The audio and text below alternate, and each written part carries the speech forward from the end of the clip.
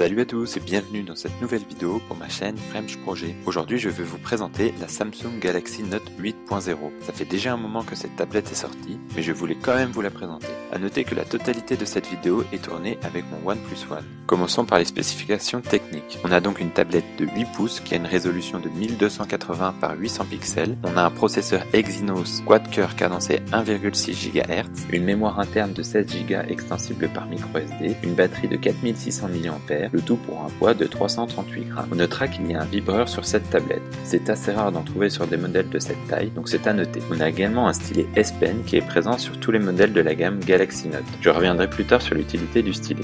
D'un point de vue hardware, on a deux boutons capacitifs en dessous de l'appareil, ainsi qu'un bouton physique, le classique bouton Samsung qu'on retrouve sur de nombreux appareils de la main. Cette touche aura la fonction de la touche Home. Sur le reste de la face avant, on a donc l'écran de 8 pouces, des capteurs de proximité, de luminosité, ainsi qu'une caméra frontale de 1,3 mégapixels.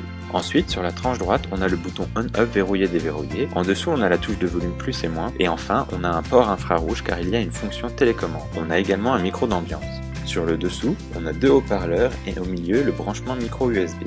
Sur la tranche gauche, on a la trappe qui permet d'insérer une carte micro SD. On retrouve l'accès à la micro SD sur le côté de l'appareil car l'arrière n'est pas amovible. Sur le dessus, on a simplement le port jack 3,5 mm. Enfin, sur l'arrière, on retrouve l'APN de 5 mégapixels. Le dos est en plastique brillant avec un effet de couleur, mais ça reste du plastique lisse qui adore vos traces de doigts. Donc ça ne plaira pas forcément aux maniaques des traces de doigts. Du point de vue du design, c'est du Samsung, et donc on a un design orienté autour du plastique. Mais ce n'est pas pour cela que ça fait cheap. Les finitions sont vraiment très bonnes, et on a une tablette qui semble solide et bien équilibrée. Les boutons sont confortables, même si c'est un peu gênant d'avoir les touches de volume et de déverrouillage l'une au-dessus de l'autre, car on a tendance à les confondre. Sinon, sur le design, je ne peux pas dire que je suis fan du style Samsung, mais ça reste réussi et assez sympa.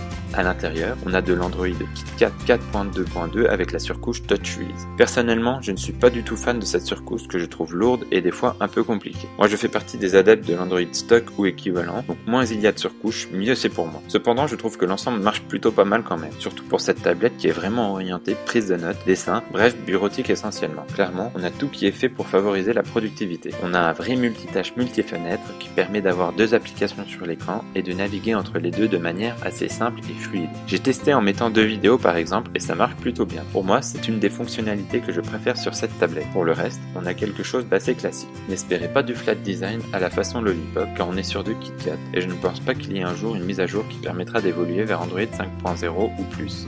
Venons-en à une des particularités de la tablette, à savoir le stylet. On a donc un stylet qui est intégré dans la tablette. On a également plusieurs applications qui sont spécialement conçues pour être utilisées avec le S Pen et qui permettent d'exploiter le stylet à son maximum.